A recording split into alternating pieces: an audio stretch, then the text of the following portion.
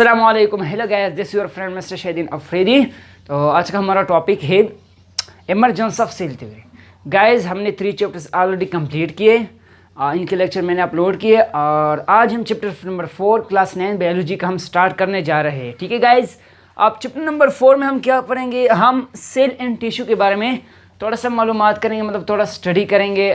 तो गाइस, सबसे पहला जो चैप्टर नंबर 4 में फर्स्ट लेक्चर आता है तो वो है सेल थ्योरी, मतलब इमरजेंस ऑफ सेल थ्योरी के फर्स्ट टॉपिक आ रहे हैं। ठीक है, तो guys emergence of cell theory का मतलब यही है कि जो साइंसदानों ने, मतलब साइंटिस्ट ने वर्क की है सेल थ्योरी पे, सेल को स्टडी करने पे जो वर्क की है उनको हम स्टडी करेंगे, तो it's known as emergence of cell theory. तो चलते हैं, स्टार्ट लेते हैं। तो हमारे पास फर्स्ट आता है रॉबर्ट हुक। गाइज, हमारे पास फर्स्ट कौन आते हैं, रॉबर्ट हुक। अब इनकी मतलब जो ऑब्जर्वेशन थी या सेल के बिना पे जो स्टडी की थी उनके बारे में थोड़ा आज हम डिस्कस कर लेते हैं। ठीक है गाइज, तो he observe cell for the first time. दोस्तों, सबसे पहला फर्स्ट टाइम के लिए उन्होंने जो सेल का नाम भी दिया था और उन्होंने सबसे पहला सेल को स्टडी किया था वो था रॉबर्ट हुक। और उनकी जो माइक्रोस्कोप था वो 30x, मतलब आजकल की जो माइक्रोस्कोप है, हमसे बहुत माइक्रोस्कोप मतलब मिलते हैं। अगर हम लाइट माइक्रोस्कोप को देखें या सिंपल माइक्रोस्कोप, ठीक है गाइज, इनकी 18 मतलब 1500 मैग्नीफिकेशन पावर है। तो इसी का मैग्नीफिकेशन पावर कितना था, 30x, मतलब वो 30 गुना इस ऑब्जेक्ट का इमेज को बड़ा कर सकता था, मैग्नीफाई कर सकता था। ठीक है गाइस, अब चलते हैं सेकंड पे, एंटोन वन लेवेनहुक। ठीक है, इसने क्या किया था, इन्होंने एक माइक्रोस्कोप को भी स्टडी किया था, माइक्रोस्कोप को भी डिस्कवर किया था। और दूसरी बात, उन्होंने यूनिसेलुलर ऑर्गेनिज्म को फर्स्ट टाइम वाटर में स्टडी किया और उनको उन्होंने नेम दिया मूविंग क्रिएचर, मतलब एनिमल कोलस उनका नाम ही देना था।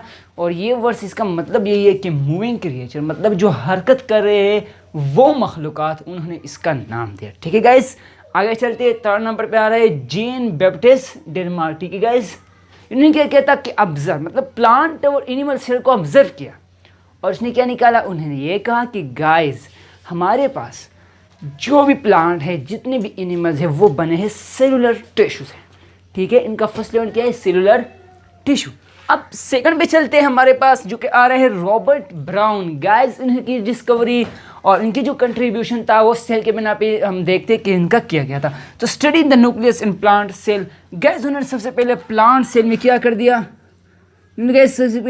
प्लांट सेल में जो है ना न्यूक्लियस को स्टडी किया। ठीक है गाइस, न्यूक्लियस उन्होंने सबसे पहले, अगर अब बात की जाए, आपको मतलब एमसीक्यू भी आ सकता है कि सेल में न्यूक्लियस किसने डिस्कवर किया था, वो है हमारे पास रॉबर्ट ब्राउन। ठीक है गाइस, अब आगे चलते हैं, थियोडर शवान ने क्या कहता है, उन्होंने सबसे पहले एनिमल सेल्स को स्टडी किया। ठीक है, एक जर्मन जोलॉजिस्ट था, तो उन्होंने सबसे पहले ये एविडेंस दिया, मतलब कि जितने भी एनिमल्स है वो किस चीज़ से बने हुए, सेल से ही बने हुए। ठीक है गाइस, अब चलते हैं मैथियस श्लाइडन। ठीक है, मैथियस श्लाइडन ने क्या किया था, उन्होंने जर्मन थियोडर शवान को फॉलो करके इन्होंने भी सेम ऑब्जर्वेशन की जो कि इसके प्लांट के बिना पे की, और ये था हमारे पास जर्मन बॉटनिस्ट। ठीक है, बॉटनिस्ट कहते हैं जो प्लांट को स्टडी करते हैं। ठीक है, ये था जर्मन जोलॉजिस्ट, दोनों ने किया कि प्लांट जो है वो क्या है, मतलब सेल से ही बने हुए हैं। ठीक है, अब आगे चलते हैं, इवन ग्लिस्टा पोर्केंजी, इसने क्या किया था, प्रोटोप्लाज्म को स्टडी किया था, मतलब प्रोटोप्लाज्म को डिस्कवर किया। अब सेल में अगर देखा जाए, एक सेल होता है, ठीक है, एक इसमें न्यूक्लियस होता है। अब न्यूक्लियस के एंटर में क्या होता है, न्यूक्लियोप्लाज्म होता है। अब सेल न्यूक्लियस के सराउंडिंग में क्या होता है, साइटोप्लाज्म होता है। और जब भी हम न्यूक्लियोप्लाज्म को और साइटोप्लाज्म को हम कंबाइन करके, तो हम इसका क्या नाम देते हैं, प्रोटोप्लाज्म। तो this is the combination of cytoplasm and nucleoplasm.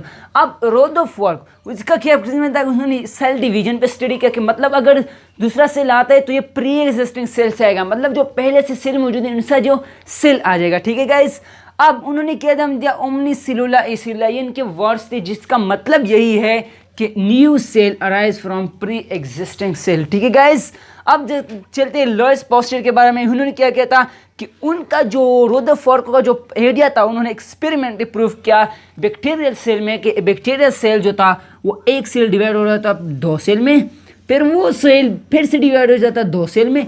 तो ऐसा क्या था, डिवीजन स्टार्ट था। तो दोस्तों आज की वीडियो में हमने डिस्कस किया इमरजेंस ऑफ सेल थ्योरी। इंशाल्लाह आगे वीडियो में हम सेल थ्योरी के बारे में ब्रीफली डिस्कशन करेंगे। Thanks for